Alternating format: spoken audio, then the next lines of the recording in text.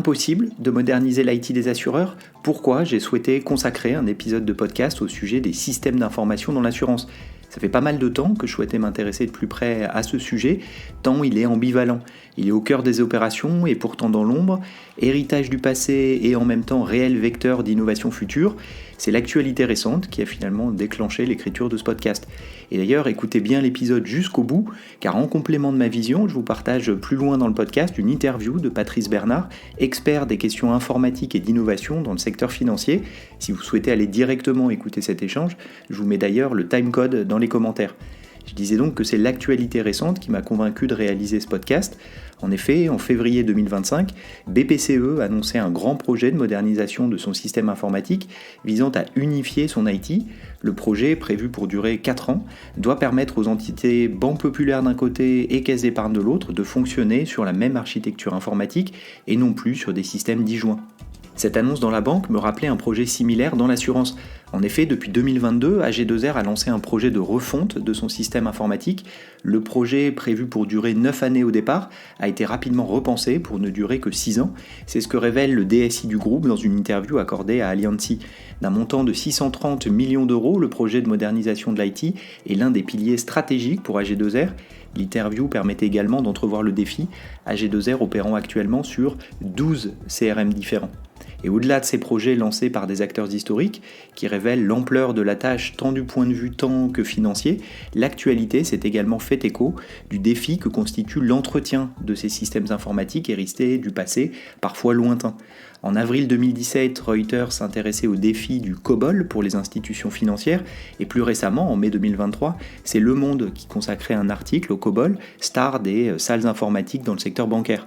Rappelant que ce langage informatique date d'il y a plus de 60 ans, l'article soulignait l'enjeu RH qu'il posait actuellement aux acteurs historiques.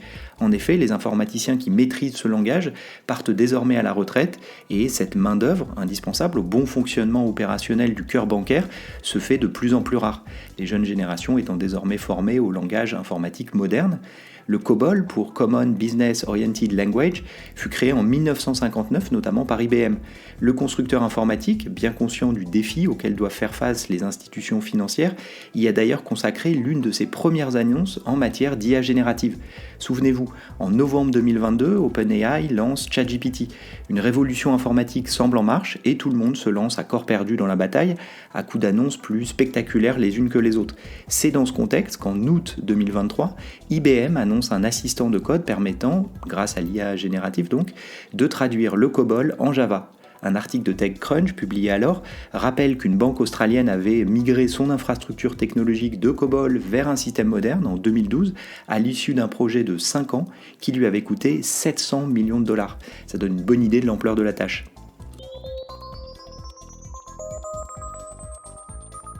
Système vieillissant, main-d'œuvre qui se raréfie, au-delà de ces défis qui se dressent devant les institutions financières, les conséquences opérationnelles concrètes se font déjà sentir.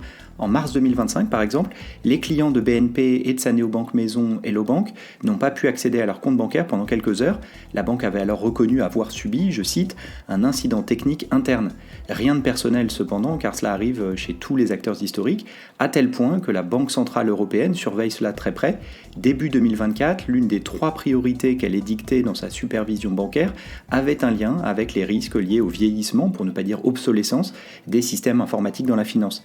Elle indiquait être particulièrement vigilante sur la transformation numérique des banques et les compétences des COMEX en matière de systèmes d'information. La question est d'autant plus prégnante que les budgets informatiques sont significatifs pour les acteurs historiques et ont tendance à augmenter au fil des années. Ainsi, les assureurs allemands dépensent chaque année plus de 4,7 milliards d'euros en IT, c'est 2,3% des primes générées, d'après la German Insurance Association, dont j'ai repris les chiffres qui datent un peu, de 2020 en l'occurrence.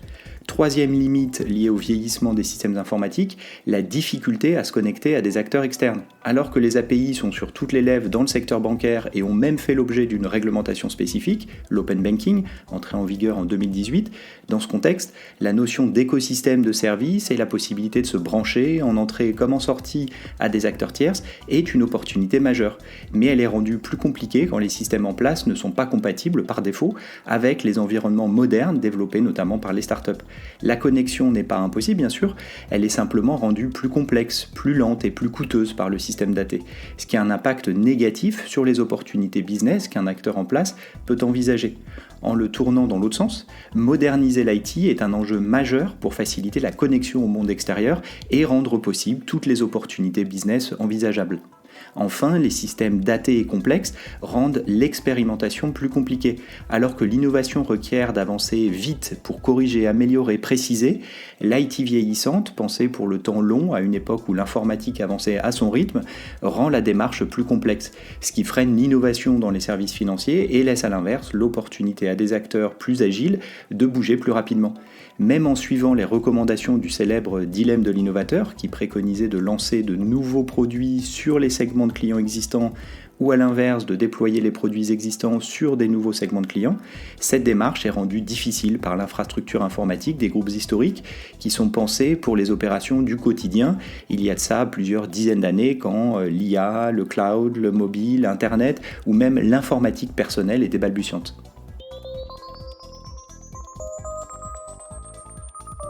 Si les raisons de moderniser les systèmes informatiques sont légion, la manière d'y parvenir est moins évidente.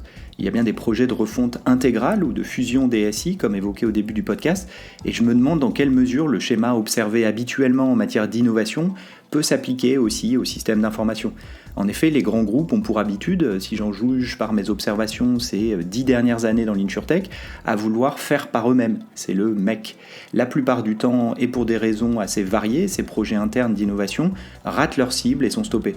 Vient ensuite la recherche de partenaires externes qui pourront répondre à la problématique de manière plus efficace et plus durable. C'est le buy ou le partner que je mets dans la même catégorie, celle consistant à ne pas faire en interne, mais à s'appuyer sur des solutions disponibles sur le marché. Du côté MEC, je pense à Wacom, anciennement La Parisienne, qui a réussi, il me semble, une bonne transformation de son infrastructure informatique. Ils ont développé une nouvelle architecture, 100% apaisée, justement à partir de zéro. C'est là d'ailleurs une autre recette du dilemme de l'innovateur, construire à côté pour avoir une chance de réussir à innover. Si le système de Wacom était entièrement repensé, la bascule s'est faite progressivement. Les premiers tests ont été réalisés sur des petits nouveaux clients, les InsurTech en l'occurrence, puis la bascule s'est faite par vagues. D'abord les petits clients existants, puis les clients existants de taille moyenne, avant de faire basculer finalement les gros clients existants. Alors, le nouveau système informatique était totalement opérationnel et unique. Du côté buy, je pense à toutes les startups liées à la tendance InsurTech as a Service, qui proposent justement des systèmes IT clés en main dans une version plus moderne. La première vague, issue des années 2000, est aujourd'hui cotée en bourse d'ailleurs. Je parle bien sûr de Guidewire ou Duck Creek, mais régulièrement de nouvelles startups se lancent avec un positionnement similaire. La première vague en Europe était très orientée conseil, plus que produit, il me semble, avec des acteurs comme Casco en Allemagne ou Penny.io dans les pays nordiques. La deuxième vague, plus récente, est clairement orientée produit, avec notamment Corinth et OIB Solutions en France ou Socotra aux États-Unis. À chaque fois, la valeur ajoutée mise en avant est de permettre le lancement de nouveaux produits d'assurance plus vite, et toutes les lignes de métier sont concernées. Ainsi, la startup Bisto annonçait en mai 2025 une levée de fonds pour accélérer le développement aux États-Unis de son infrastructure IT pour les assureurs de personnes, life en anglais dans le texte. Ce que je trouve passionnant avec ce sujet, c'est qu'au-delà des défis qu'il pose aux acteurs en place ou des opportunités qu'il crée pour de nouveaux entrants, il a en général vu l'émergence de nouveaux acteurs. C'est assez flagrant dans le secteur bancaire où chaque révolution technologique a fait émerger de nouveaux leaders. Internet a vu la création des banques en ligne et Boursorama, l'un des meilleurs exemples, s'il est aujourd'hui la propriété de Société Générale, il n'a pas été créé par un acteur historique issu de la précédente génération, celle des agences bancaires. De même, le smartphone a permis à des néobanques de prendre la tête. Je pense à Revolut par exemple, qui avec près de 5 millions de clients en France, se rapproche rapidement de Boursorama qui revendique 7,6 millions de clients à fin mars 2025. Dans ce contexte, se pose évidemment la question de l'IA.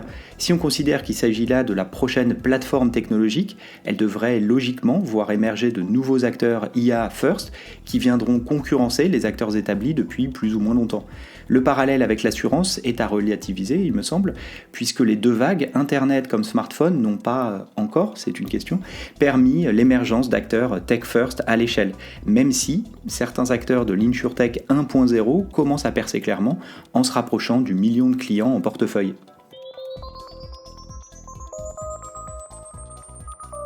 Pour compléter cette vision personnelle des enjeux de modernisation des systèmes informatiques, j'ai souhaité vous proposer un point de vue complémentaire, en l'occurrence plus expert, en la personne de Patrice Bernard, qui accompagne depuis des dizaines d'années les acteurs financiers sur des projets informatiques et d'innovation. Salut Patrice, j'espère que tu vas bien et pour ceux qui ne te connaîtraient pas déjà, est-ce que tu peux te présenter brièvement ? Bonjour Florian, merci de l'invitation déjà. Donc je suis Patrice Bernard, je suis un vieux consultant historiquement informatique et depuis maintenant pas mal d'années, je m'intéresse au sujet d'innovation. Donc j'accompagne les grands groupes en général sur tout ce qui concerne leurs problématiques d'innovation, tout en restant régulièrement aussi auprès des DSI sur des problématiques plus stratégiques en l'occurrence. Alors toi qui navigues depuis des années au sein du secteur bancaire et plus largement des services financiers, est-ce que tu peux nous partager ta vision des enjeux actuels en matière de transformation IT ? C'est un sujet qui m'intéresse particulièrement puisque moi-même j'ai participé à la construction de ce qu'on appelle le legacy à mes débuts.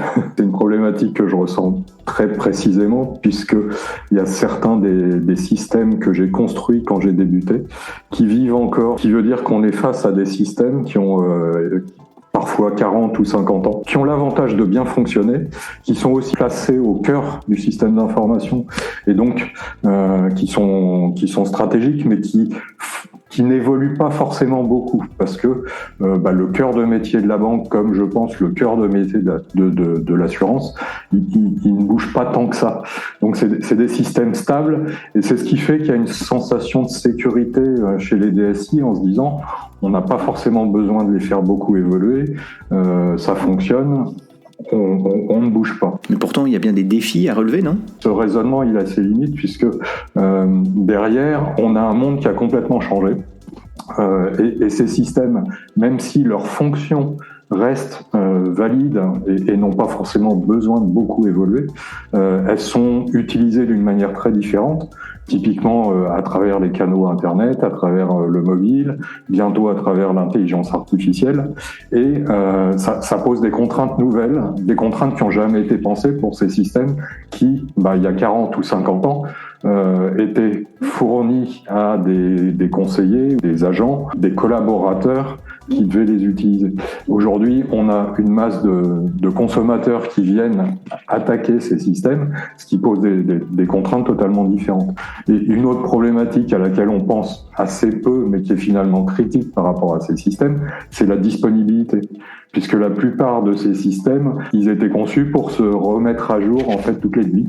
Et donc régulièrement, on se retrouve avec des applications Internet qui utilisent des artifices pour pouvoir assurer cette disponibilité la nuit, alors qu'en fait, les systèmes de gestion profonds de ces institutions, ils ne sont pas disponibles. En plus, et pour ne rien simplifier, tu parlais en préparant cet échange de cette notion d'étage, de millefeuille, c'est comme ça qu'il faut voir les choses ? C'est comme ça qu'on a construit un système d'information par strates, en ajoutant chaque fois qu'il y avait besoin une nouvelle couche qui permet de pallier les limitations des systèmes existants, ce qui augmente sa complexité, ce qui augmente les risques de défaillance, puisqu'à chaque fois qu'on ajoute des couches, on a des pannes susceptibles d'intervenir dans chacune de ces couches. Mais du coup, comment tu vois le défi de modernisation des systèmes IT ? On sent bien qu'il y a un besoin majeur de rénovation, de remise à plat de tout ce système,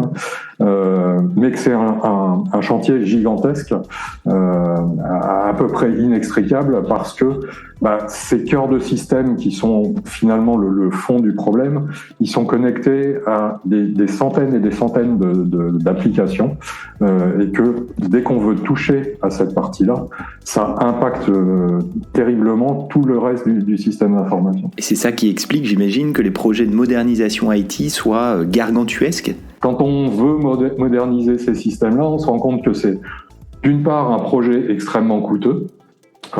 Typiquement, quand on veut remplacer le cœur de système, aujourd'hui on considère que c'est quelques milliards d'euros minimum. Et c'est un projet, c'est un programme au long cours, donc qui va prendre entre 5 et 10 ans. Dernier problème par rapport à ces programmes de modernisation, c'est extrêmement risqué.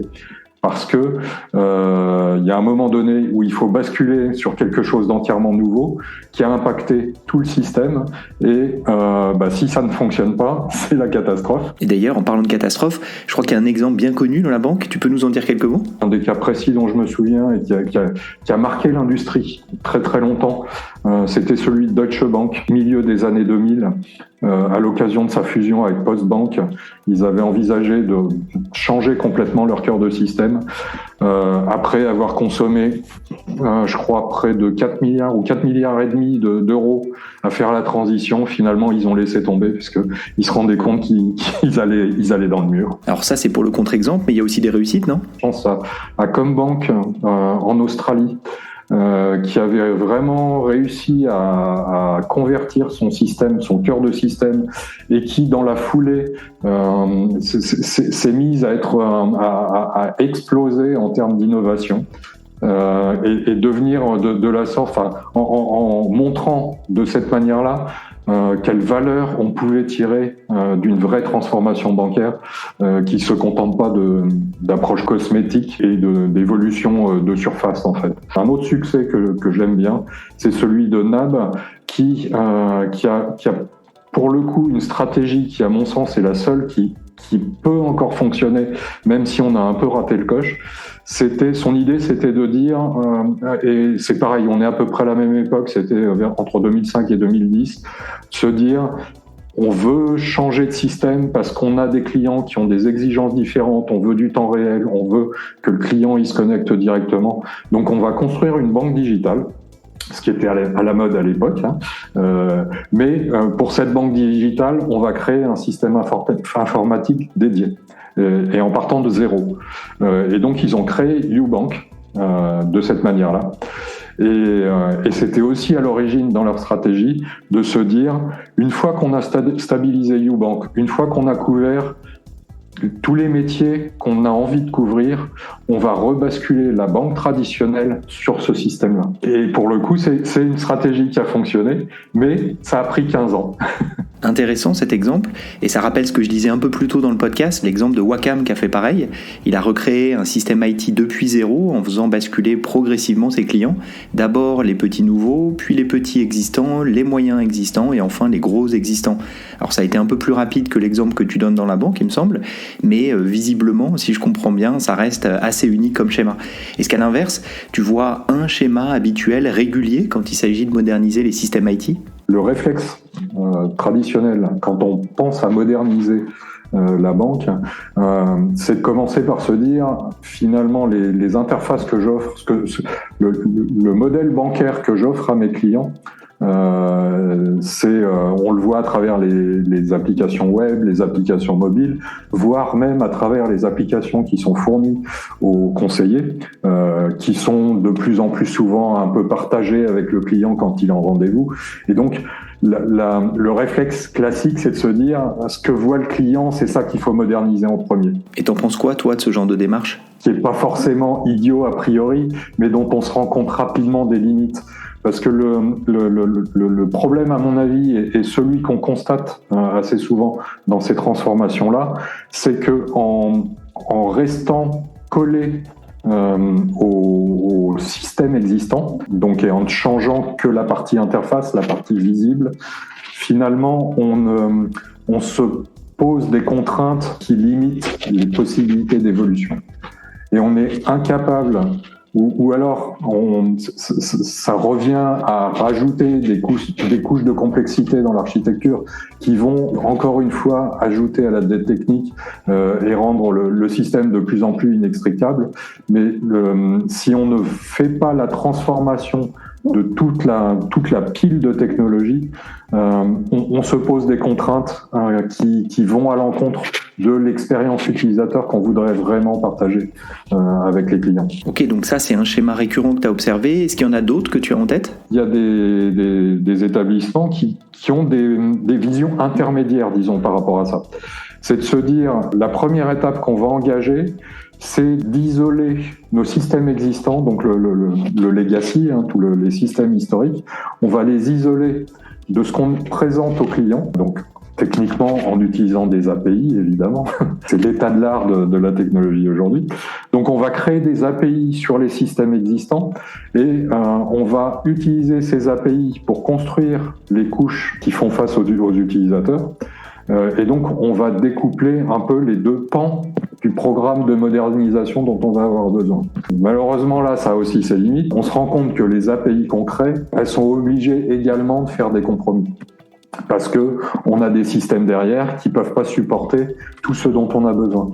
Et on revient, c'est l'exemple le plus classique, on revient à cette problématique de la disponibilité des systèmes qui fait qu'on est obligé de faire d'user d'artifices pour résoudre ces complexités-là. Et on ne fait qu'augmenter systématiquement la complexité des systèmes dans leur ensemble. Et si on essaie de prendre le problème dans l'autre sens, ça donne quoi ? Si on essaie de moderniser d'abord le cœur, c'est ce que je disais tout à l'heure, l'obstacle principal, c'est que ces cœurs de système, ils sont connectés à tout le reste du système d'information, et donc là, ça devient, c'est là où on prend un risque extrême dans la transformation. En plus, là, on parle de moderniser les systèmes, mais il y a aussi l'enjeu de la bascule, non ? Remplacer complètement un système qui fonctionne, faut pas l'oublier, en moyenne c'est des choses qui fonctionnent plutôt bien, qui même si c'est pas idéal pour les clients, ça répond à une partie de leurs besoins. Cette idée de basculer du jour au lendemain, c'est extrêmement risqué. L'autre idée qui consiste à se dire on va faire la transformation progressivement, le problème qu'on rencontre là, c'est que ça va prendre des années et que des années à vivre avec deux systèmes en parallèle, avec leurs problématiques, avec leur maintenance, avec leur ce sont des coûts qui sont rarement envisageables dans les budgets de transformation. On est un petit peu dans une impasse par rapport à ça, sauf si, encore une fois, on reprend la stratégie de dire on construit un modèle à côté et une fois qu'il est mature, qu'il est bien stable, on bascule le reste de la banque. Ce qui résout pas totalement le problème, puisque derrière on a aussi ce coût d'un double fonctionnement qu'il faut également maîtriser. Mais ce qui rappelle quand même le fameux dilemme de l'innovation où le bouquin il a été écrit il y a 25 ans, alors pas spécifiquement dans les services financiers, mais c'était un petit peu ça la conclusion positive du bouquin, c'était les grands groupes peuvent pas innover sauf s'ils recréent quelque chose à côté, et donc c'est exactement ce que tu es en train de dire sur la partie SI. Un autre élément qui revient souvent dans les services financiers, c'est la notion d'être centré sur le client, on l'entend partout, mais ça signifie quoi pour la DSI d'être centré client ? C'est le paradoxe permanent des institutions financières. Je suis pas sûr que ce soit réservé à la finance d'ailleurs, mais c'est un paradoxe qui me passionne parce que on est effectivement face à des entreprises qui se disent centrées sur le client, mais qui, quand on regarde, sont toujours organisées par silos métiers qui correspondent à leurs produits. Quand on regarde donc et ce qui se retraduit directement dans les systèmes d'information, c'est-à-dire que l'organisation métier elle est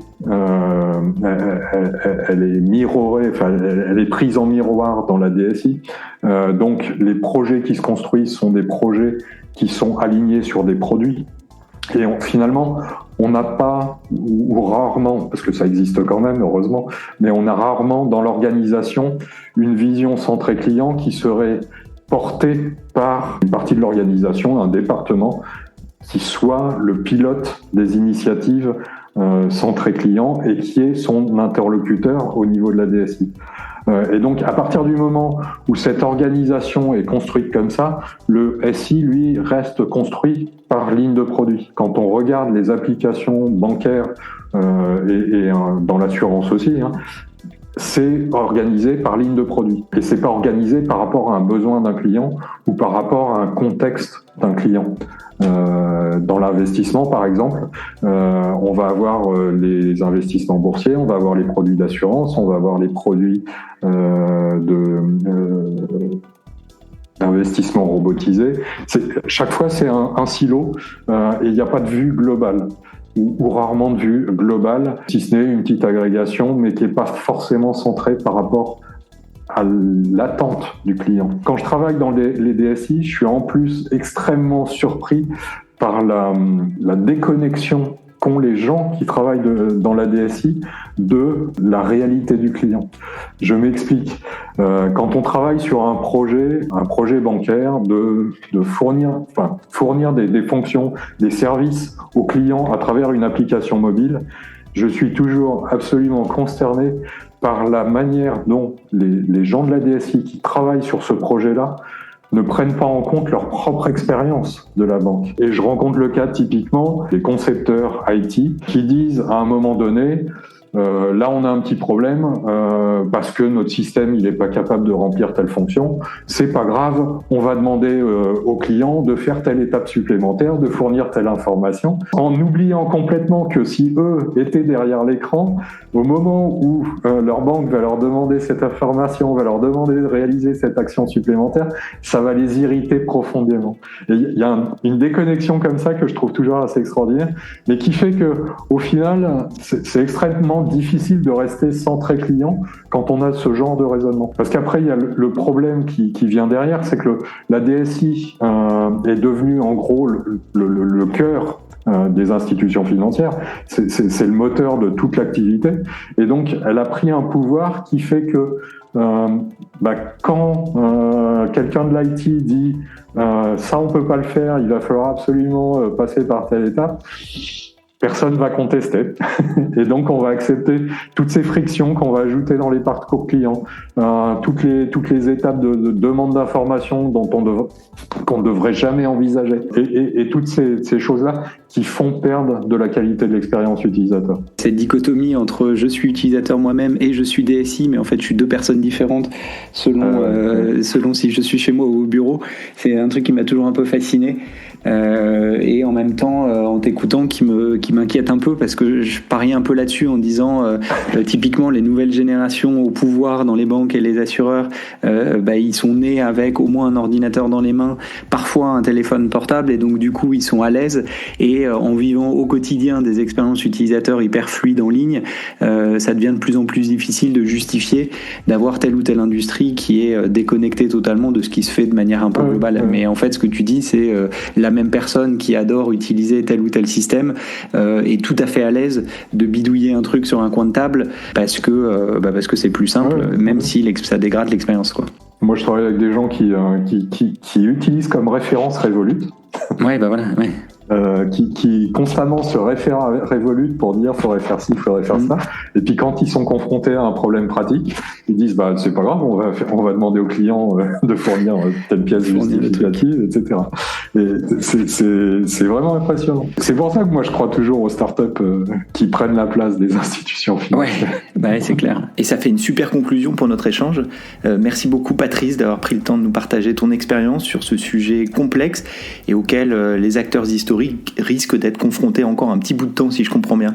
Merci Patrice. Merci à toi Florian pour l'invitation, encore une fois.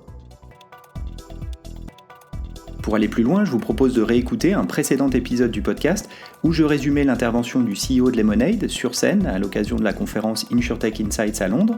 Il y détaillait sa vision de la manière dont les acteurs IA First pouvaient concurrencer les assureurs en place en utilisant ces technologies au cœur de leurs opérations et pas uniquement sur certaines sections spécifiques de la chaîne de valeur.